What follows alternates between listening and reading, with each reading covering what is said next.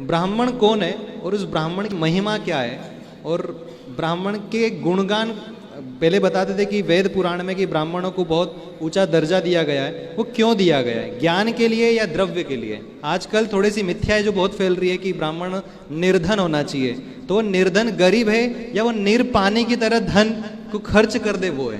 तो आप ब्राह्मण की महिमा का कुछ थोड़ा सा वर्णन बताएं। वैसे तो चारों वर्ण श्रेष्ठ हैं, ब्राह्मण, क्षत्रिय, वैश्य और शूद्र। जैसे आप मंदिर बनवाते हैं तो मंदिर में एक ही कुम्हार की बनाई ईंट सारे मंदिर में लगती है, एक ही भट्टे पर पकी हुई ईंट सारे मंदिर पर लगती है। ईंट एक ही व्यक्ति बनाता है, एक ही सांचे से बनाता है, एक ही खेत की माटी से बनाता है, लेकिन वही ईंट जो शिखर पर लगती है, जो नींव में लगती है, और एक ईंट देहरी पर लगती है। जब आप मंदिर में प्रवेश करते हैं तो शिखर की और नींव की ईंट को प्रणाम नहीं करते, पर देहरी को प्रणाम करते हुए आगे बढ़ते हैं। ईंट तो सारी वही है, लेकिन कौन सी ईंट को प्रणाम किया गया? द्वार की ईंट को। जब आप बिहारी जी जाते हैं तो देहरी को प्रणाम करते हैं ना। देहरी पर जो पत्थर लगा है बिहारी जी के मंदिर में, उसी पत्थर से पूरे मंदिर का निर्माण है। लेकिन पूरे मंदिर के पत्थर को कोई प्रणाम नहीं करता, पर देहरी के मंदिर में जो देहरी में पत्थर लगा है उस पत्थर को प्रणाम करके लोग अंदर प्रवेश करते हैं, उस देहरी पर माथा टिकाते हैं। उसी प्रकार चारों वर्ण श्रेष्ठ हैं, पर ब्राह्मण को देहरी माना गया है, इसलिए उसका आदर देहरी की तरह। ईंट तो एक ही कुम्हार की है। ब्राह्मणों से मुखमासीद बाहु राजन्यः कृतः ऊरु तदस्य वैश्यः पदभ्यां गुंशूद्रो अजायत। चारों एक ही पिता की संतान है, एक ही नारायण से ब्राह्मण, क्षत्रिय, वैश्य और शूद्र। परंतु चूंकि मंदिर तो एक ही ईंट का बना है, पर देहरी को प्रणाम।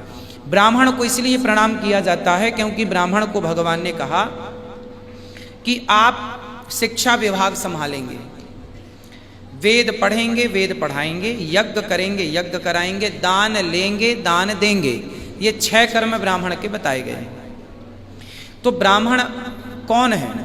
जो ब्रह्म को जानने की कोशिश करता हो, जो ब्रह्म को जानने की जिज्ञासा रखता हो। ब्राह्मण हमेशा अपने गुणों से यदि सुसज्जित है तो वह संतोषी होगा, वो सात्विक होगा, उसके कर्म को प्रणाम किया जाता है। सवेरे 4 बजे गंगा जी में डुबकी केवल ब्राह्मण ही अपने नित्य कर्म के लिए लगा सकता है। बाकी लोग सोचेंगे थोड़ा दिन आ जाए, थोड़ा 5 बज जाए, थोड़ा 6 बज जाए, पर ब्राह्मण अपने कर्म के प्रति ना वो सर्दी, ना गर्मी, ना बारिश, वो कर्म की सजगता। ब्राह्मण की जिम्मेदारी ज़्यादा है।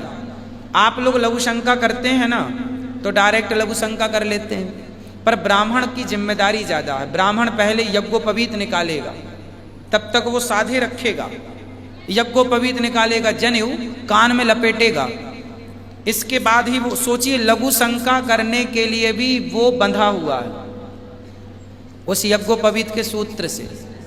मतलब ब्राह्मण की मर्यादाएं ज़्यादा हैं, ब्राह्मण के जीवन में नियम ज़्यादा हैं। ब्राह्मण शौच करने जाएगा तो बाकी लोग भी, ये नियम सबके लिए है, पर आज भी ब्राह्मण इस चीज का पालन कर रहे हैं कुछ %। शौच करने जाएगा तो नहाएगा, बिना नहाए 3 बार जाएगा तो 3 बार नहाएगा। आज भी ब्राह्मण 3 बार सूर्य भगवान को जल चढ़ाता है, सुबह, दोपहर और शाम। आप 1 बार चढ़ाते होंगे, पर ब्राह्मण त्रिकाल संध्या आज भी करता है। उन ब्राह्मणों के तप बल से आज ये संस्कृति जीवित है, बची हुई है।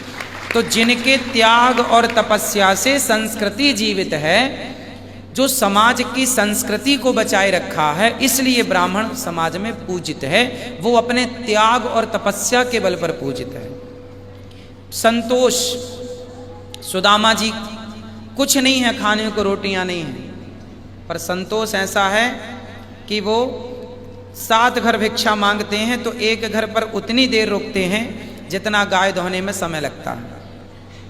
और भगवान कृष्ण के पास गए सुदामा जी तो मांगने नहीं गए, अपनी हैसियत के अनुसार 4 मुट्ठी चावल देने के लिए गए थे। इसलिए ब्राह्मण का त्याग जब भगवान ने देखा ना, तब सुदामा को बिठाए अपने आसन पर और चरण धुलने लगे। भगवान क्या बोले, देख सुदामा की दीन दशा, करुणा करके करुणा निधि रोए, पानी परत को हाथ छुओ नहीं, नैनन के जल से पग धोए। नैनों के जल से भगवान ने सुदामा के चरण धोए। इसलिए ये दास अनिरुद्ध भी यहाँ जो ब्राह्मण पाठ कर रहे हैं, प्रत्येक ब्राह्मण के चरणों को धुलकर मैं चरणामृत लेने की कोशिश करता हूँ, क्योंकि ब्राह्मणों को भगवान पूजे हैं, गाय को भगवान पूजे हैं। ब्राह्मणों की पूजा भगवान ने की तो समाज को भगवान ने कहा कि जो ब्राह्मण संस्कृति को, सनातन संस्कृति को बचाए रखें। इतने आक्रांता आए, 700 साल तक देश गुलाम था, 500 साल मुगलों के द्वारा, 200 वर्ष तक अंग्रेजों के द्वारा, सैकड़ों साल तक देश गुलामी की जकड़ में था, लेकिन फिर भी गीता बची, रामचरितमानस बची, हमारे वेद पुराण बचे।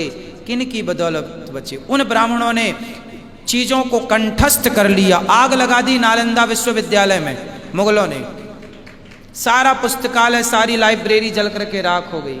लेकिन उन लोगों ने उन पुस्तकों के बल पर नहीं रहे, उन पुस्तकों का ज्ञान कंठस्थ किए थे।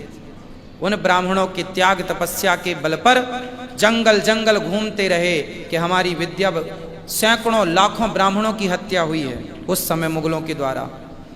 जो जो कंठस्थ थे वेद पुराण, जिन जिन को सबको चुन चुन के, गिन गिन के, पकड़ पकड़ के मारा गया।